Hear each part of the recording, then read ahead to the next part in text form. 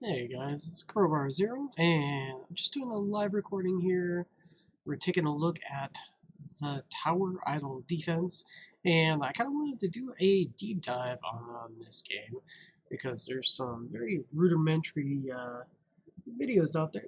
They talk a little bit about it, but not into any particular depth. So we're going to jump into that, and we're going to go into what does the late game look like versus early game, and pretty much in between.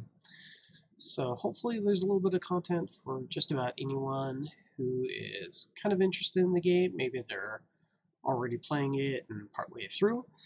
But yeah, so as you saw a little bit earlier, it's kind of a tower defense game, but you're pretty much that little tower in the middle. In this case, the Eye of Sauron, because I've got a skin for that. Um, and you raise various different stats. So damage, attack speed, critical chance, your health, defense.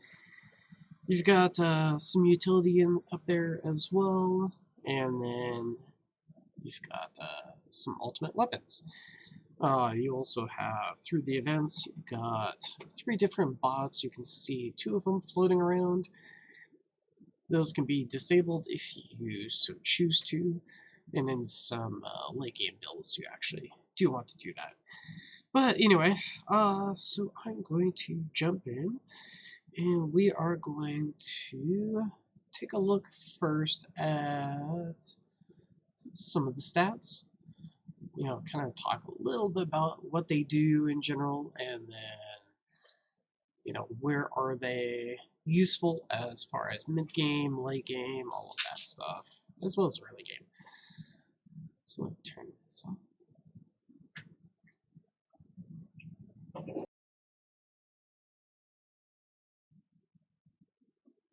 So over here on the left, probably can't see my little mouse, but I'm going over the little picture. Let's see if we can get no, I can't. So we've got damage. That's pretty self-explanatory. So early to mid late game, your basic damage stat as you level it pretty much it sets the baseline of where you're starting at just a higher level. So whenever you level any of these stats, it pretty much puts you at that next base level, at that point. So that means if it costs like 30 coins to get level 1, and if you upgraded the workshop, where you can upgrade these stats outside of a match or around, um, you could level this up to damage 1 million, and it'll still cost that 30 coins for that first upgrade.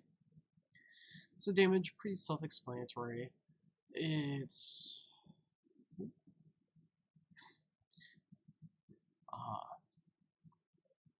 yeah. Later game, it's actually not that useful, mostly because once you're into more of the late game, you're dealing more with the orbs. So if you see over in the defense upgrades, you've got orb speed and orbs, um, and that basically instant kills any enemies. Or even later on, you can do research to do a small percentage of the boss's health and damage. So you don't, very, very late game, you don't even need to rely on any sort of damage that you would normally deal. It would just be from orbs, um, plasma cannon, which I'll be getting into later, as well as, your thorns damage, which you can see also in the defense. So the thorns, normal enemies would take 99% of their health and damage when they contact you. Bosses will take 49% of their max HP and damage when they contact you. So, yeah. But back over to the attack. Attack speed. Actually, probably one of the most important stats in this game. There's a lot of proc based things that can happen whenever you hit an enemy, whether that be a critical. Um, Unfortunately, this chart does not show the super critical, but also super crits as well. There's knockbacks, as you can see in the defense upgrades. That's like an 80% chance that it caps out at. So the higher your attack speed, the more likely you're going to be knocking back your enemies and ideally keeping them in range for things like your orbs, which is more of like mid-late to late game strategy. As well as anything from, say, chain lightning, which is also proc-based. Critical factor, obviously whenever you get a crit, there's going to be that multiplier that plays in. Crit chance caps out at 80%. Both of those are good for the mid, like early to mid game. Most of the damage, though, stats except for attack speed and some other ones here that I'm going to talk about, kind of lose a lot of efficiency later game, at least when it comes to actual raw damage numbers. Multi-shot chance, that kind of ties in with attack speed. You get more multiple shots that are going off and hitting enemies, and ideally for the mid, like early to mid game, you're doing more damage. But for late game, it's all about getting that knockback to trigger. So that's where multi-shot comes into play. Same thing with rapid fire duration, and then bounce shot. So yeah, so early to mid game, the raw damage numbers from damage, crit chance, crit factor, and damage per meter, those drop off once you start getting into late game. Now, the one really unique exception is attack range.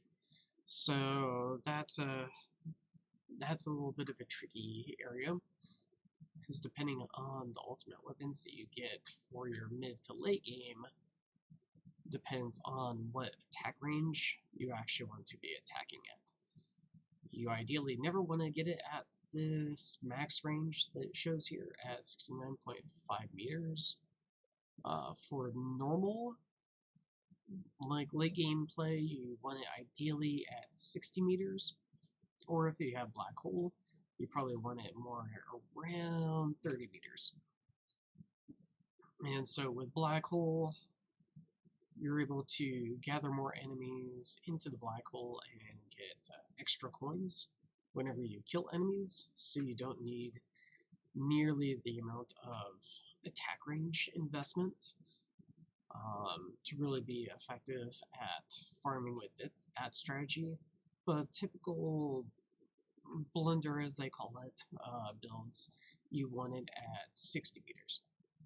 And the reason for that is the ranged enemies have a base attack range of 30 meters. So right exactly where you'd be with like black hole. The tricky part is as you extend out your range, for every meter that you get of attack range, the range units get 75% of that. So 1 meter addition would be 0.75 meters. And then once you get to a certain point, your shots aren't going to be fast enough for when they get into range. So they'll be able to get that shot because you're just so far out there to be able to hit them. So that's where that sweet spot of about 60 meter comes into play. So ideally you can keep the range units at bay and not have to worry about them as much. Eventually you can reset your workshop. So depending on what strategy you want to go with, later down the line, you can reallocate these numbers to where you need them to be. Over in the defense upgrades, health regen when you first start might be kind of useful. Probably more absolute defense or defense absolute. But both of those start to fall off as you progress through the game. Health regen most definitely falls off really quickly. Pretty much as soon as you get lifesteal, the health regen stat is pretty much useless. It doesn't hurt you, but it's useless. You've got your health, pretty self-explanatory. That's your HP pool. Defense absolute, which is right underneath health regen. Basically, that gives you, whenever they hit, let's say they hit you for 300 damage and you have 200 defense absolute, you only take 100 damage. And some of those numbers are, I think defense absolute is calculated after some of the other things like defense percent.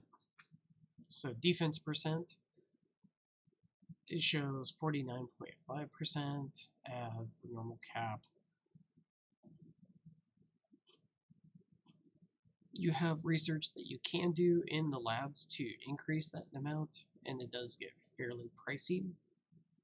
But we'll just say for simplicity's sake, you have a defense percent of 50. That's going to basically half any of the incoming damage that the enemies would do to you. And then after that, the defense absolute will kick into play. As you can imagine, the higher defense percent that you do have, the more and more effective it becomes. And that really comes into play when you have perks available to you later on. Thorns damage, I kind of already covered on accident, but yeah. Normal enemies, whenever they touch you, they will take 99%. Well, when this is maxed, or whatever the value is that's shown in of their max health in damage. And so, and then as for bosses, they will take half of that value in damage. I think that's pretty self-explanatory from there. They're really interesting as far as Thorns damage go. Very early game in tier 1, actually having fairly high Thorns damage paired with defense absolute and lifesteal and pretty good health. You can actually kind of have a strategy of just pure defense where enemies will be grouping on your tower, and you just perpetually kind of refill your health as much as your, basically as much damage as you can handle, and allow the Thorns damage to do the majority of the actual damage. Lifesteal, whatever damage you do, percent of that, which is shown here, can be absorbed as health until you have max health. Not much else to say there. There's some other things such as like chain lightning that'll come into play. All of the damaging ultimate weapons, they can contribute to that, but obviously the more consistency of the damage, more consistency of the lifesteal that you'll be receiving as far as health. Knockback chance and knockback force, pretty self-explanatory. The chance that they'll receive that knockback, and then I think that might be like how much, well, I think it depends on the enemy that takes the brunt.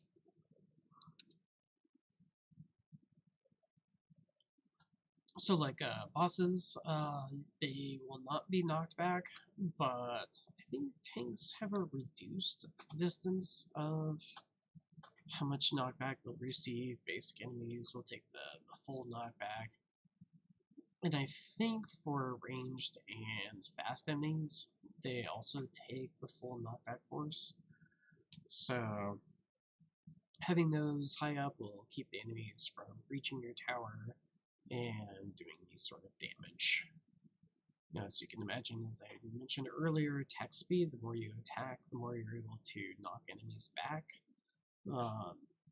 Also, slower enemies for like early waves make it a little bit easier versus later waves where there's a lot more enemies and they're coming a lot faster at you. Um, that tends to be what kind of allows enemies to penetrate your defenses and actually start doing some damage to you. Orb speed and orbs. When you first get them, they're complete trash. You'll really struggle to even hit like an enemy here and there. But if any enemy contacts the orbs, they will get instant killed, except for bosses. Bosses originally do, or before research, they don't take any damage from orbs. But with some fairly expensive research into the mid-late game to the late game, they'll take up to 2% damage. Shockwave size and shockwave frequency. It's kind of like a occasional AoE knockback that goes out. It doesn't do any damage.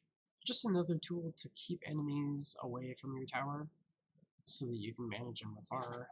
It's not a very consistent thing compared to knockback, so it is what it is. It's kind of a nice extra tool.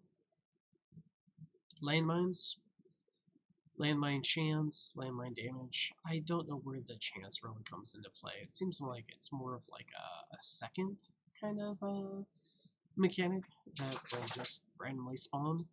And they'll spawn on different areas that last for a little bit. And then when enemies contact it, they will explode.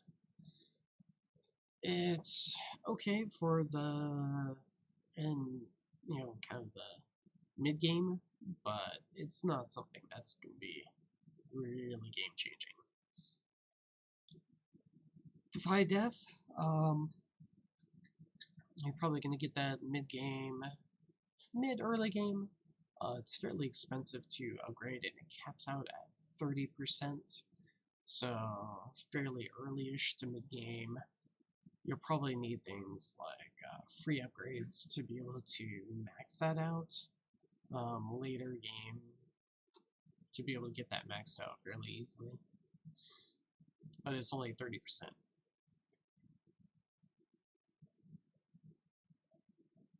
There are some events that want you to proc Defy Death probably multiple times. This current event, which is the second event that was released, you had to, within one match, Defy Death 3 times.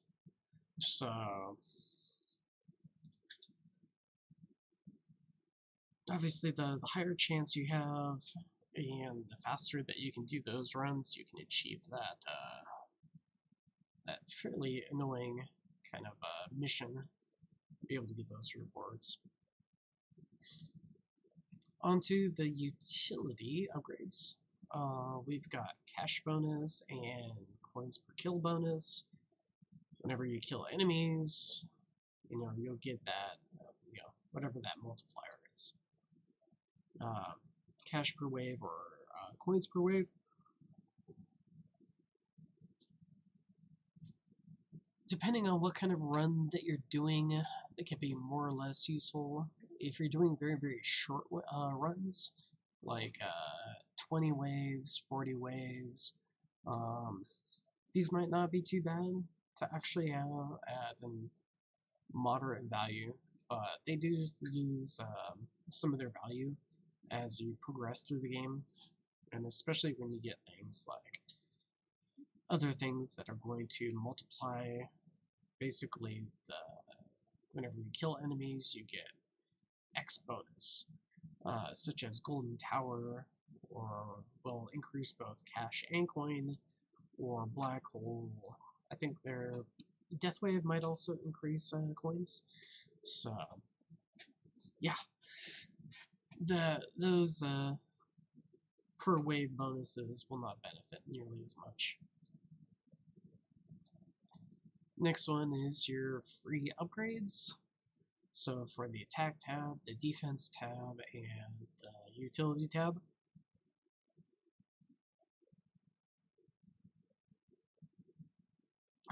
some of these are nice. Well, all of them are nice, kind of into the mid game. But once you start getting into the late game, and you're probably going to respec your workshop, ideally, free attack upgrades you'll have at 0%.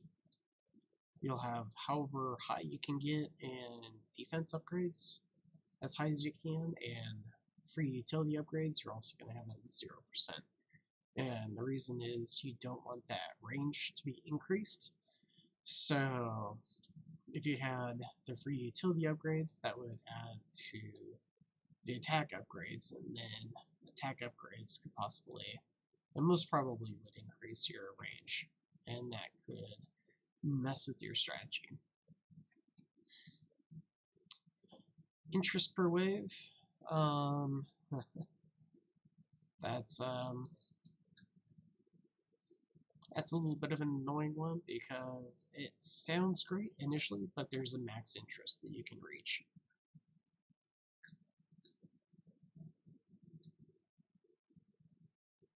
You can do research to increase how much is that max interest, but it tends to be capped fairly low, especially when you're getting into longer runs. You're just not going to find much use out of that value.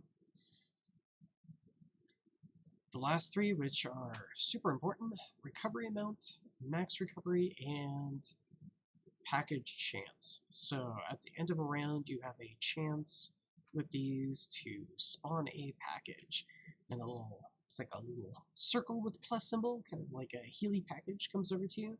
The max recovery amount is one of the key things, is you can have up to 3 times your max HP pool with these recovery packages. So it's like an extra, you can buffer up to basically have 3 health bars. So I'm going to show my game currently. So right now you can see a yellow health bar. That means that I've got like a full 3 health bars active. And as that's shaken off, you'll see the health bar underneath that. Alright, let's take that away. I'm going to take a look at the perks. We'll put the game up on the side here, because I'm running it at the same time. I've got farming to do. So perks, I think it's once you get to about tier 2 or tier 3, and you do at least like 1 run, I believe it is, you get access to perks. And so originally at no upgrades, it'll take 200 waves to start getting access to any of these perks. And then you can use your research to also upgrade these. So perks are really, really nice if you are farming coins. And so there's some numbers next to the perks. So like take a look at the max health. There's 5. So over the course of a match, you could receive up to 5 stacks of extra health or extra damage. Obviously, things like the health regen, by the time you have access to this, is pretty useless. Interest is, for the most part, kind of useless, except if you don't have Golden Tower, it might be a nice little extra bit of income that you can get per round. But if you have Golden Tower at all, or anything that increases, yeah, for the most part, Golden Tower. Landmines, marginally to useless. Orbs, very, very useful for giving yourself effectively for your normal orb radius. Those will help you a lot as far as almost like effectively increasing the speed of your orbs, so you have a higher chance of hitting enemies, and basically keeping enemies away from your tower. Free upgrade chance for all, so that's a mixed bag. If you have your upgrades, or any of them, at 0%, that will add, eventually add values to things. So that one can be okay up to the mid game, but once you start getting into mid game, you will eventually want to get the research to be able to ban that out of your pool of upgrades that you can choose from. Defense percent, so that raises your defense percent. So right now I am sitting at 62.5%, and I could get 5 instances of that. So, just say for simplicity's sake, let's say my defense is 50%, and I have enough upgrades to be able to push that defense percent each level to 5%. I could get up to 75% defense percent, which would be really, really nice. Go from taking maybe half damage to a quarter damage. That's almost effectively doubles your health pool. Of course, the higher your defense percent, the closer you are to taking significantly less and less damage. Perk wave requirements, pretty self-explanatory. 3 instances of those that you can get, so with no upgrades, you could have basically lower your perk wave requirements up to 60%, which is pretty significant. That would take basically somebody that had no upgrades in their perks be able to, and let's say they were doing 1,000 waves. They could cut it down so that every, 80 waves, you would get another perk. And it's also retroactive, so, or semi-retroactive. So if you got enough perk requirements so that you should have an extra one, immediately after you choose that, you can choose another one. So kind of semi-retroactive in that, the respect that if you do get something that gives coin bonus, you're not going to retroactively get extra coins for all the previous waves. But going forward, if you did choose like a coin bonus related perk, you'll get that going on from there. Unlock a random ultimate weapon. During the first event, for a very short period of time, there was a requirement of having Black Hole and trapping enemies in Black Hole. So that might be actually useful to be able to have temporarily a basic Black Hole, or whatever ultimate weapon may be related to the event. That can be a way to get access to that.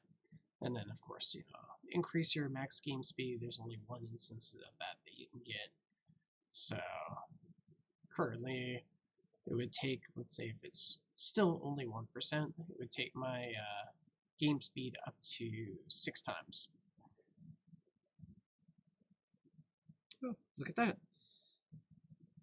So on this run, I'm fairly early on in the run, so I'm going to take extra coins and sacrifice some health. So the remaining of the run, I get a little bit more bonus. Let's see.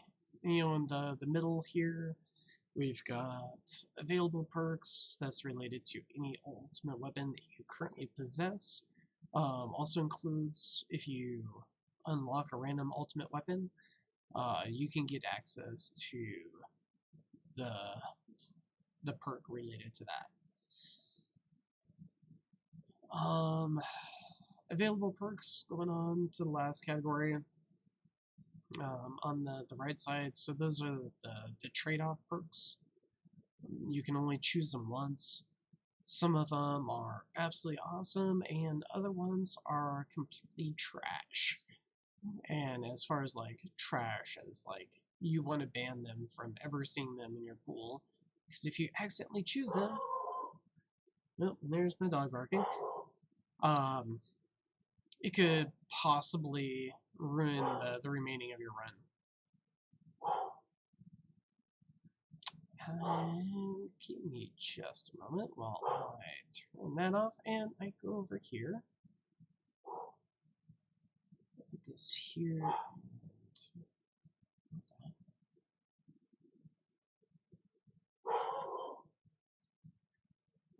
And I'm going to get my dog to stop barking. I will be right back in just a moment.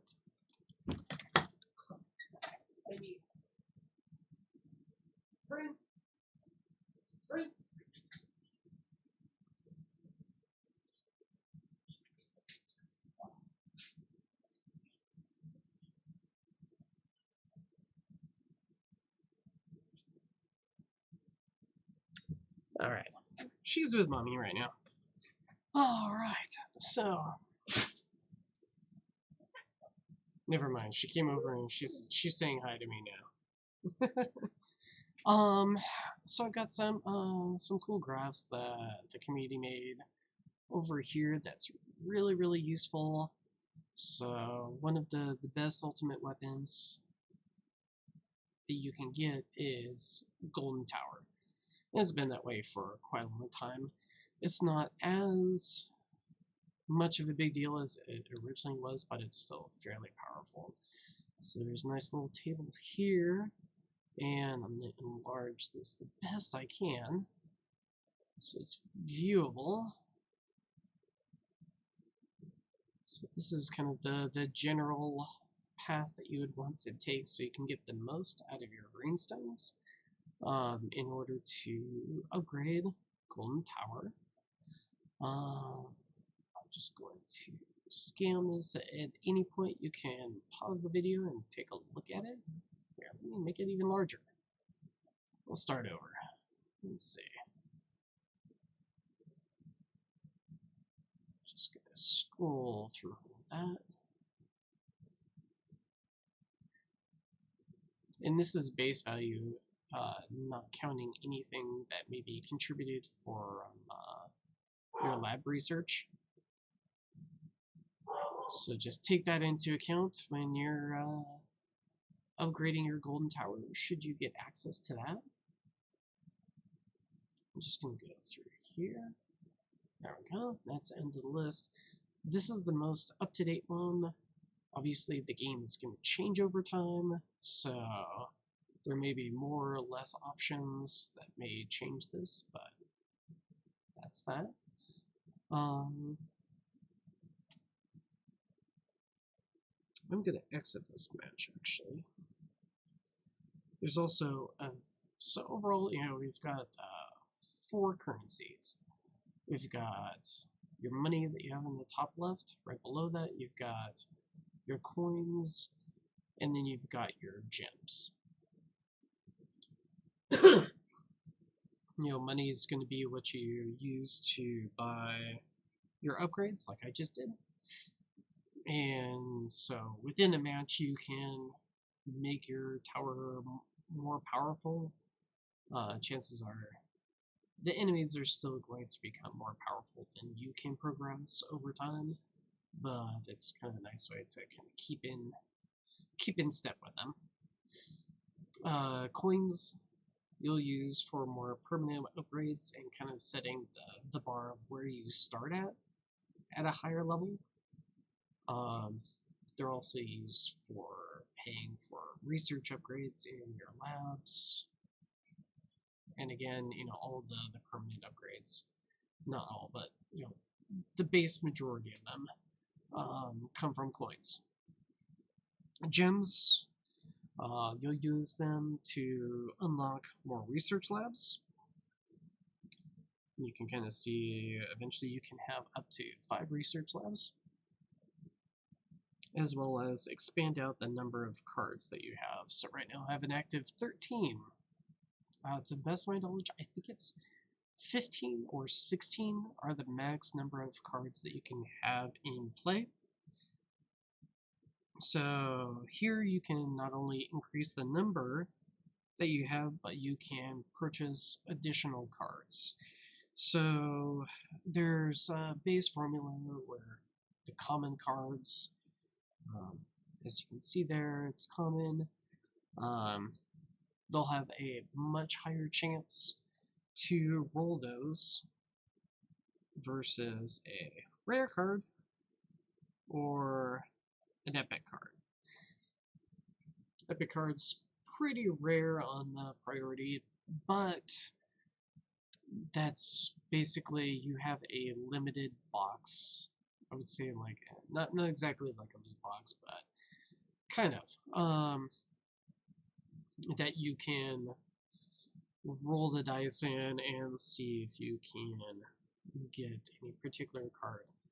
Overall, I would say the mechanic of actually rolling the common cards is actually more beneficial for newer players because you're going to benefit more from things like damage, for example, and increasing that damage multiplier, which actually goes up quite a bit with the damage card, versus late gameplay where you're relying on instant kills, trying to keep them in range of basically your instant death mechanics, and a few survival tools. So like energy would shield would be a survival tool. You're not going to get hit very often, um, but you want to have that like one or two hits that you can take with energy shield, and hopefully regen it so that by the time the next boss comes around, you've got that shield back up, you can take that hit and keep on going infinitely. Death Ray is also like the orbs, is an instant death mechanic. So it shoots this kind of like death laser around, which you'll see in the match here. There it goes. Any enemies are instantly killed by that. I don't know if it benefits the same as the orbs do, with the orbs doing a percentage of the boss health. I don't think that plays into effect with the death rays, so overall, bosses are immune to it. But it'll help as a way to kind of keep down the number of enemies for as you're progressing through. And I just died. As far as the cards go, just go over some of the most useful ones. So early game, you're not going to have a lot of cards available to you. So some of the really good ones, you're going to get a very high multiplier out of damage, very high multiplier out of health, and same thing with the cash. It's pretty decent. Coins, it's a small multiplier, but it still increases basically the rate that you're going to be able to grow your account. So that's extremely good. Attack speed, as I always mention, it contributes to knocking back enemies, getting more damage, crits, etc. off per second. So a DPS increase as well as a proc per second increase. Cash, pretty self-explanatory, allows you to kind of keep pace with the enemies a lot better. Enemy balance, that's a really interesting one because you get a lot more enemies that come at you, but also on the flip side, you're also earning a lot more money. So overall, it's a really nice way to kind of keep pace with the power creep that the enemies have each wave. Critical coin, that's an interesting one because whenever you get a crit, you have whatever the chances, which will go up the more you upgrade it, to be able to get extra coins. So once you get into more of like more towards the mid game, that becomes really useful and essential pretty much for any sort of farming build into the late game. Other pretty notable ones: crit chance. The higher your crit chances, the more often you're going to be critting, and into the mid game, your normal white damage, I guess you would call it, is pretty ineffective, and so the only time you're ever going to kill anybody is with criticals. Defense percent. If you've got your base defense at 50%, raise it up to 60 with this card. Pretty useful. Your free upgrades card, that's your mixed bag. It could be useful depending on where you're at for mid game. Late game, you're probably not going to be using this too much, if that ever. Inner orbs. So this one is kind of like the normal orbs that you buy, but you can actually increase or decrease the range of where they're flying at. So super good. You can have up to 3 that are kind of spinning in the circle, which actually goes in the opposite direction of your normal orbs. Very useful. And the higher you increase it, the faster that they go in relation to your normal orb speed. Plasma cannon, super useful, and one of the one of the 3 major tools that you're going to need to basically guarantee, no matter how much health the boss has, to be able to kill them. So late middle game to end game, you're going to be shooting for taking off half their health with this, 49% of their health with thorns, and then you have like a 1% health remaining pool that either you have to do, or if you get the upgrades to allow your orbs to do some damage, they can shave off that remaining health. So with all of those tools, once every 10 waves, unless you skip it, which the wave skip will give you a chance of possibly skipping a wave which has a boss in it. That way you only have to take that one hit every 10 rounds. Wave skip. So the best way to use this, if you're farming and you just want to progress waves that can make your basically the coins per wave a lot faster to run, because you're just entirely skipping these waves. It can be useful just to make your whole farming experience up to 17% faster. Obviously, there's RNG that comes into play in this, so plus or minus per run, a little bit of play, but probably closer to that 17% the longer the run gets. Intra Sprint, that one's really nice for events. So there's a lot of events that are little missions here or there that's like, okay, do this one thing that you can only do for a short period of time. So Intra Sprint makes it a lot easier to achieve those missions and events. Outside of that, I really wouldn't use that, if at all.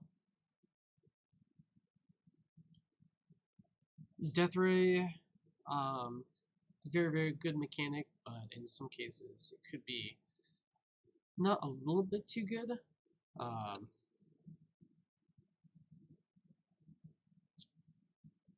Yeah, my screen just went blank. There we go. I'm back. All right. So it kind of shoots a little death ray that circles around your tower, takes out a bunch of enemies. You can get a chance of firing a second one. Um, if you do want to rely on any sort of lifesteal, you don't want to pump that secondary chance up too high. So anywhere from base level to 10% chance is usually a good. Like, okay, we've got the enemies cut down in numbers, but it's not too much where at least I can get a little bit of health steal during bosses. Should you need it. Energy Net, never used it. I think some people have. You might be able to get a boss stuck in your orbs that you're possibly chunk out more of their health, but I've never used it, and I probably won't. Super Tower, by the time I really got this, I was already transitioning to the point of not having to rely on actual damage they do and more of the orb damage. So sounds nice, but meh. Second Wind, another one of those lock cards that you can't switch it out during the match, it's just only after that you can switch it in and out. Does what it says. You might be able to progress like an extra wave or two, or if there's like an accidental enemy that just slips through where they shouldn't have and kills you, this can kind of prevent that RNG from taking place. As far as like the invincibility shield, it's going to take place once. The shield, it's probably not going to help a lot. But it may. Who knows? I use it mostly for tournaments. That's where it kind of shines. But in normal farming, Second Wind is probably not going to contribute a lot to your coin gain. Demon Mode, I've only used this for this particular event. You have to kill a bunch of enemies while this was active, so the higher level it is, the longer it's going to last, and the more enemies that you can kill to achieve that mission. Other than that, never used it.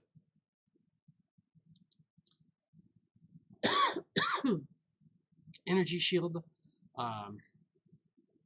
This is the main mechanic that people rely on to basically survive very, very late gameplay, where the bosses are just gonna, one-shot you if they contact you.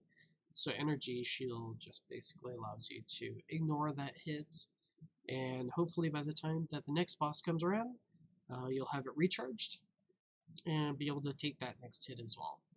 You can get up to 3 charges of it. And I think a little bit of micromanaging the wave skip and praying that RNG will allow you to skip a particular boss, and then be able to will help minimize the number of times that the bosses will hit you. Ideally, for the most part, the small fry should be taken out with Death Ray and your orbs.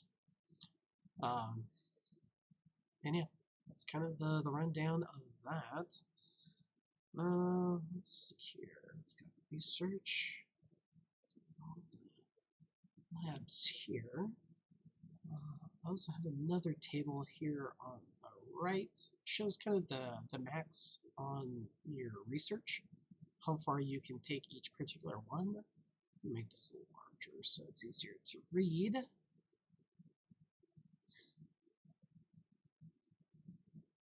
Obviously, it doesn't show how long it takes or the coin cost for each of the upgrades, and some of these I don't think are accurate.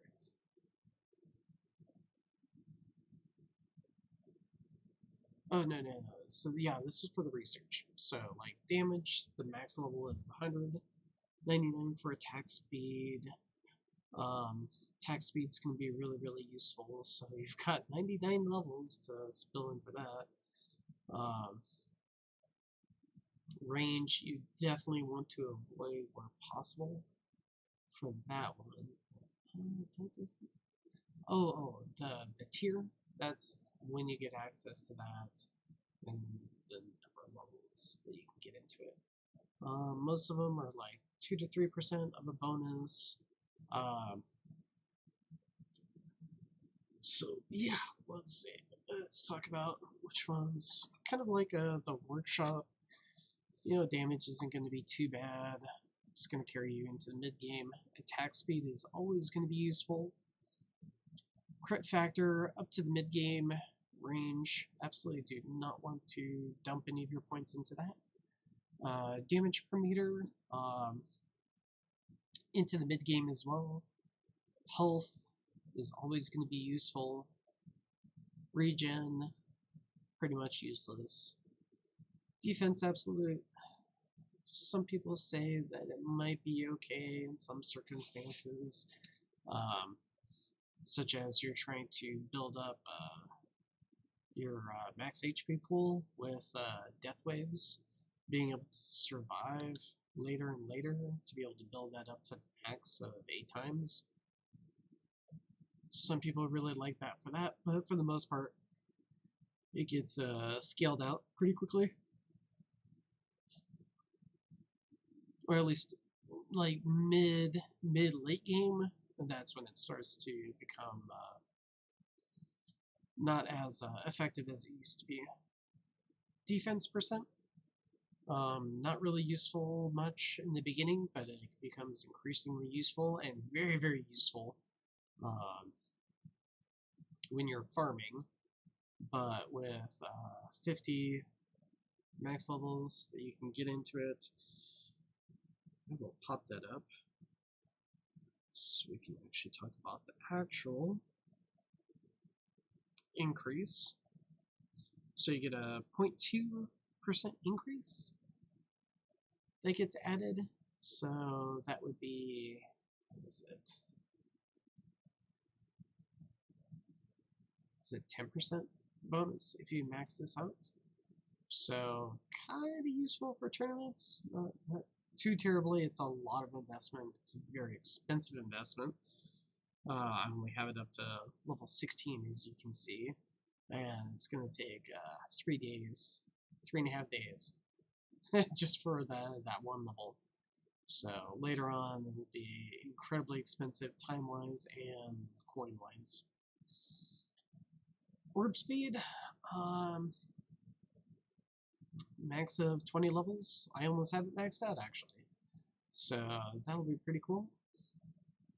Right now, kind of the sweet spot of that is once you get to level 17, or between 17 and max, they really start to shine as far as being able to be fast enough to be clipping a lot of the enemies and taking them out. Obviously, the faster, the higher chance that you're going to be able to take out all those guys that there's not going to be as many trying to slip through that you need to knock back.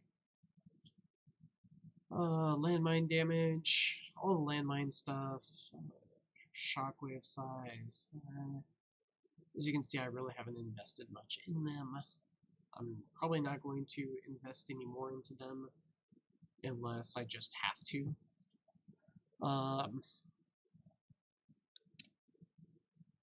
Let's see here. And this chart is kind of out of date because I can see that it doesn't even talk about boss, or the orbs hit the boss. So that can go up to 2%. That would be 10 levels into it. And it's pretty pricey. But once I get this next level, I will not actually have to do any damage to bosses other than the orb has to hit them once. So that's really nice. Utility. As you can see, I haven't invested much in cash or coin. Most of it is into, or at least per wave. It's mostly per kill bonus that I'm looking for. I did invest a little bit into max interest.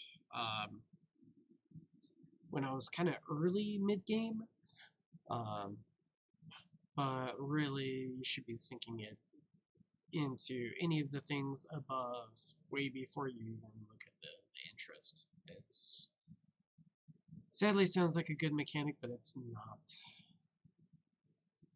And then, package after boss level, so whenever you fight a boss afterwards, you'll get a package that comes in and heals you up for hopefully a chunk of the damage that the boss did to you. It's kind of a way to help guarantee a little bit of recovery. There's only one level of it, so that's kind of nice. But it is pretty expensive. Your ultimate weapon research, let's see here, I'm going to... There's some other things like stats and stuff after more stats that are here. Workshop respec, you buy it, it basically gives you the option to respec your workshop, which you'll probably need for most players. Target priority, I did get, I put it back to normal, but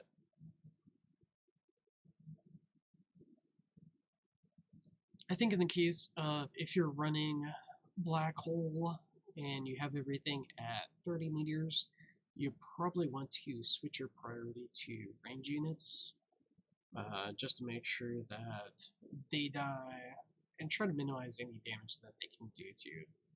There's also a perk that it'll decrease the range unit's range by half, but it more than doubles their damage. So be careful with that. But if you're running Black Hole and using the 30 meters, you probably want to rely on that and try to keep them as slow as possible. With any other cards, because range units will mess you up. But if you're short range, you can stack a lot of things really easily. You don't need to invest in coin bot range nearly as far as you may normally. So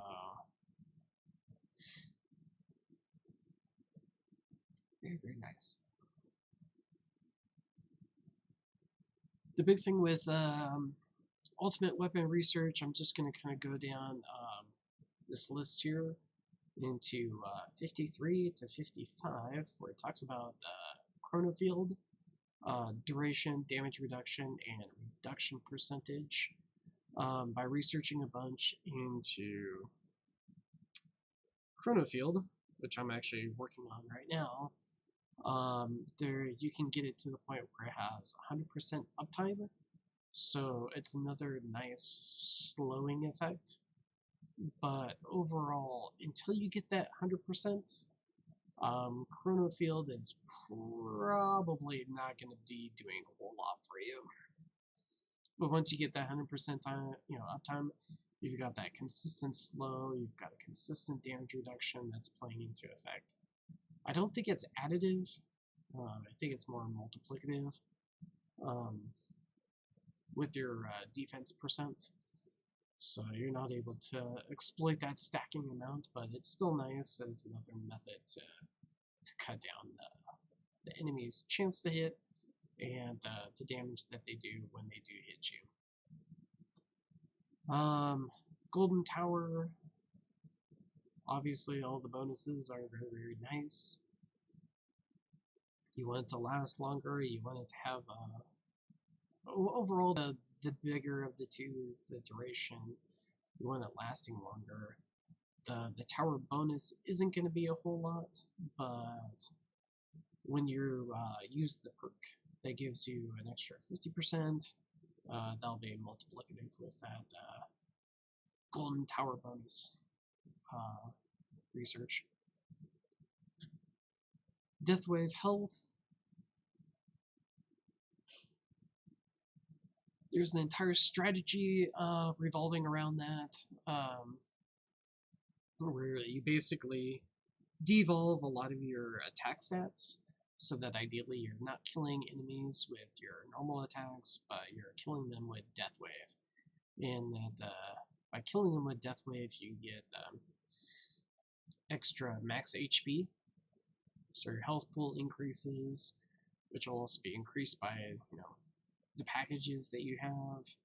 So some late game players, they'll wait 45 minutes to get their 7,000 kills that they need to kill to be able to activate that up to ×8 multiplier of health, and that's kind of how they get that HP pool to be able to survive the much later waves.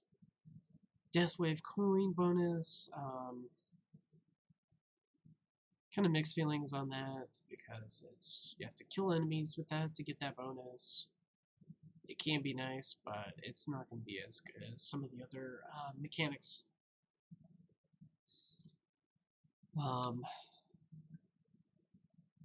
think Inner Landmine should have, it doesn't say it here, but I think it has a stun chance, so I think, I could be wrong.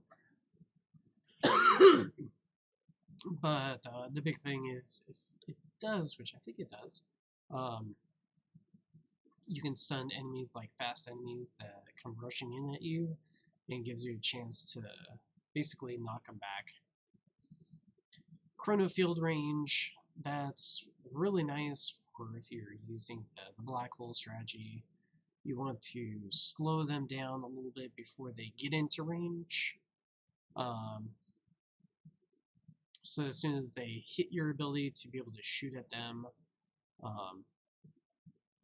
they don't have all of that momentum, and then all of a sudden start slowing down. So it's kind of nice to kind of keep them in check a little bit. So you want to increase that a little bit.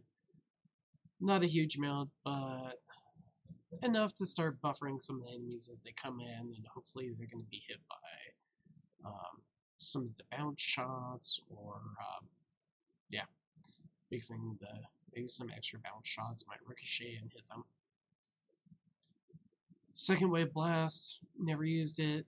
Double Death Ray, not too much investment in there. Inner Orb Adjuster, absolutely. Depending on your strategy, you can adjust your orbs to different ranges. You can't change it during a boss level or when there's a boss that spawned, but you can change it back and forth, which can help change, like, okay, we've got a black hole that's out on the side, and that's out of your range normally.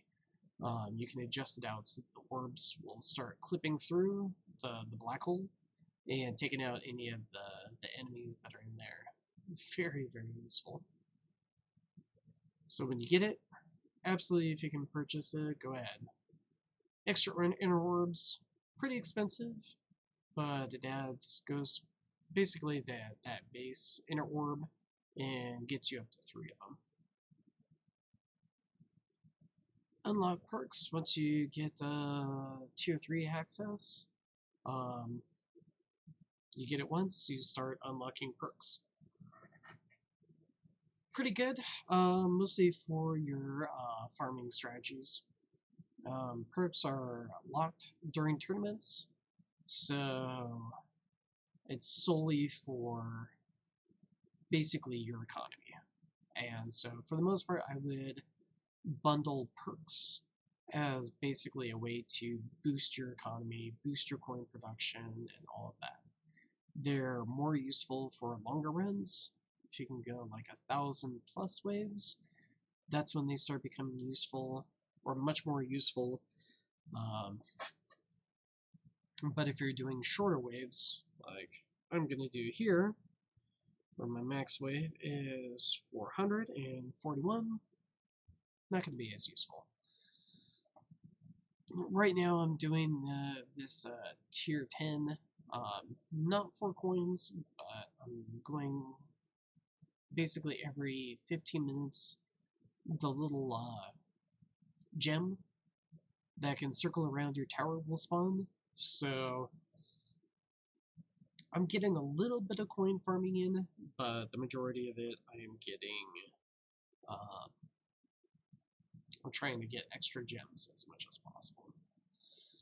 Later on, I'm probably going to switch more to the coin farming, but right now I have a little bit more need for gems, because this event has research requirements, and I might need some of my research rushed. And then I also need more card slots. I need more cards to be able to finish out all of the epic cards. Because I already maxed out all my common and rares. And if I didn't mention before, it's a limited pool, so once you clear out that pool of common cards, I think how it works as far as it's coded is if that pool is emptied, then it re-rolls. It re-rolls it until you get either, basically a card that's available. Let's see. Oh yeah, let's see. So talking about all the perks. Some of the specialty ones are a little bit expensive. Auto pick perks I would not recommend unless you are completely. If you play, you're going for long runs, but you're completely going AFK. Like you're not anywhere near your cell phone or BlueStacks if you're running it on there. That might be useful at that point, but other than that, it's usually a bad choice. Or it's not very productive. It's better that you actually choose which ones you want so you can maximize, whatever benefit you're getting. And if you just happen to roll something that could be very, very detrimental to your account, having auto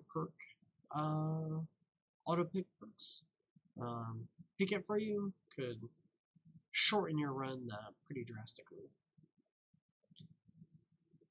Other than that, being able to ban perks or your first perk choice are extremely useful in cutting down some of the randomness when you start a match. With banning perks, you can actually choose any of the possibilities that could pop up, but with the first choice, that only lets you choose one of the common perks. I guess I'll talk about ultimate weapons. I've got 4 of them currently. The really useful ones that I have currently are Golden Tower and Chrono Field. If I could swap out Chain Lightning and Poison Swamp for Black Hole and Death Wave, that would pretty much get me to the point that I really want to be at as far as my account goes. Unfortunately, if I wanted to, I'll have to end the match here, but it takes stones that you farm up through tournaments, maybe events, but for the most part, I wouldn't recommend using the medals from events to buy out stones. So for the most part, you're stuck with either the rare chance that you're able to purchase the power stones or the green stones, or tournaments to be able to acquire these. And so my next one would cost 800. After you choose one, it's going to already have a pre-select 2 that are ready to go, and that doesn't change. So earlier I did have 800 stones. I took a peek at what they were, and they were Smart Missile and Inner Landmines. So I would have to roll through the RNG of getting one of those 2, or I would have to choose one of those 2, and then the RNG of like, okay, do I get Black Hole or Death Wave after that? Maybe, maybe not. Not too terribly happy about the mechanic, but the dev is pretty dead set on like, oh, you choose it and it's pretty much stuck, and you can't re-roll any of the things here. So if I would label the importance of all the different ultimate weapons, I would say Golden Tower is the best. that you could possibly get. You get some immediate benefits of being able to get increased cash and gold. Um, Currently, my multiplier is set at 17.4. And given the duration that I currently have, it probably accounts for more than half of the coins and the money that I acquire in any particular match. The cooldown that I have is 2 minutes and 50 seconds, so if that gives any sort of like roundabout, oh yeah, this is what I need to do to get to about, Golden Tower making about half my cash. Well, there you go. The next most useful, most people would say, would be Death Wave, so you can build a higher HP pool, and they'll basically devolve their attack stats as much as possible um, until they've collected up that 8 times multiplier, and then from there they'll level up all the related stats that they really need, which is mostly orbs. Um, Getting more orbs, getting their orbs up, putting the orb card on, all of that stuff, giving them that ability to kill things other than just Death Wave killing everything. So that one needs quite a bit of an investment as far as like trying to get the damage and cooldown reduced, but it's a very substantial amount of extra HP that you can acquire with that. Black Hole will let you acquire coins from enemies that are killed within it. So that's an extra, whatever the percentage is of extra coins per round that you can get whenever they're stuck in there. So more duration. Ideally, when you're dealing with black hole farming, I think I said it before, you want it at 30 meters. So that way you don't have to invest as much into black hole. And luckily, because Coinbot also has a range, you won't have to level that up nearly as much to be able to have total coverage when you're using that farming method. And then the last one I would say out of the meta picks would be Chronofield. Not very useful initially, actually kind of useless until you really get up to or at that 100% uptime. And once you achieve that, then you're sitting at like, hey, I've got a permanent speed reduction, which right now, if I didn't touch it until I maxed it out, which probably is going to be the case, 35% decrease in enemy speed, which I think is pretty substantial.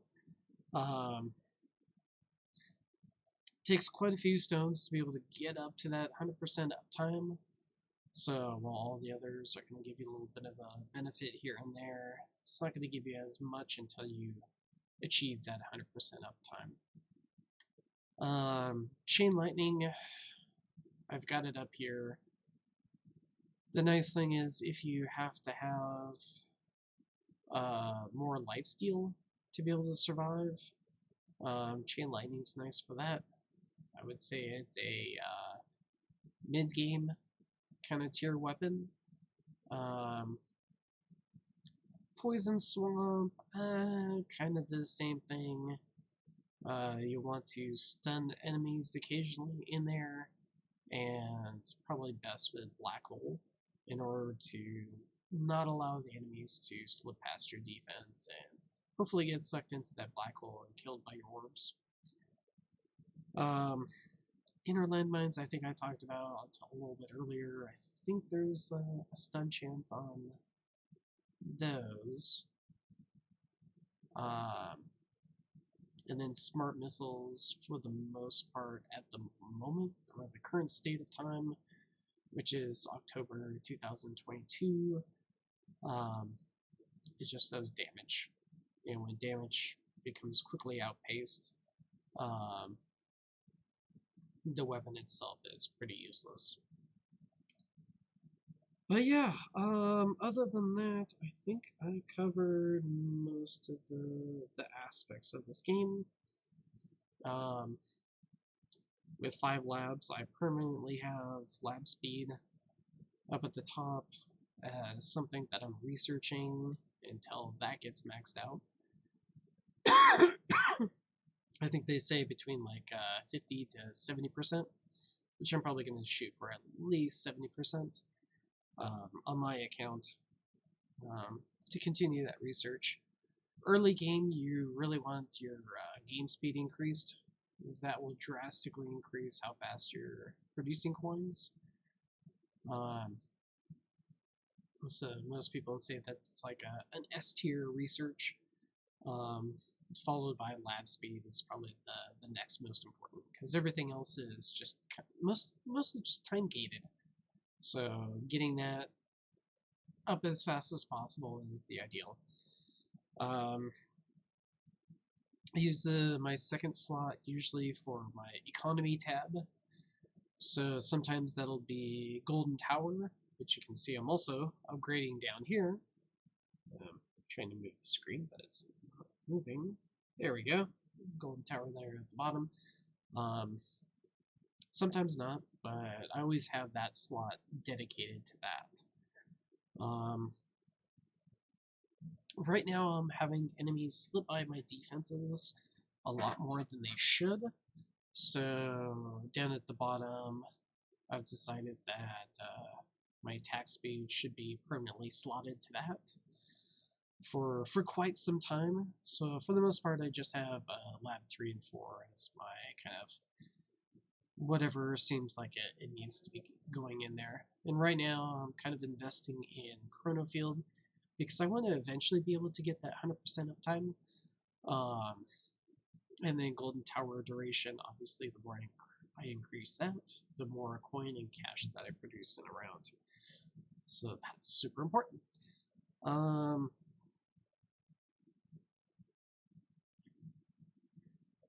Everyone's going to have their own system of priorities that they need to allocate. That's just mine currently, and hopefully that logic kind of helps other people. Yeah. As far as upgrading stats, super crit, and that becomes ridiculously expensive.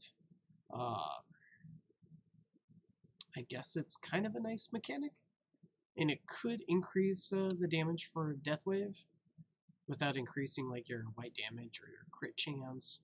That might be a way to kind of boost up the numbers for Death Wave without actually killing as many enemies.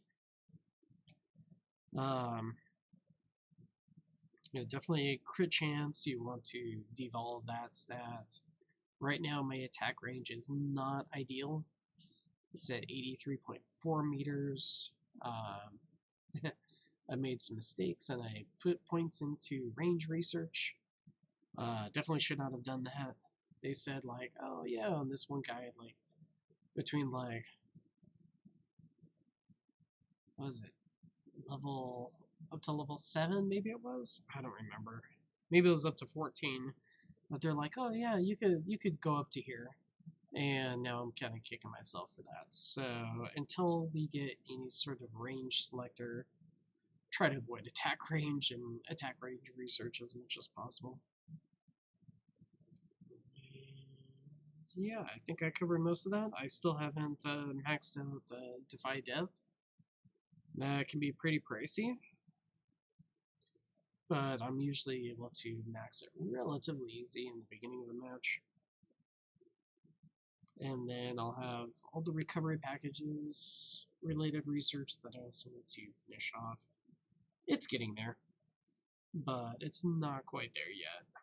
Once it gets there, and I have all the other research done where I can rush labs, as far as like where I allocate my gems, I'm probably going to be doing a workshop respec. So my best estimate is I'll probably be doing that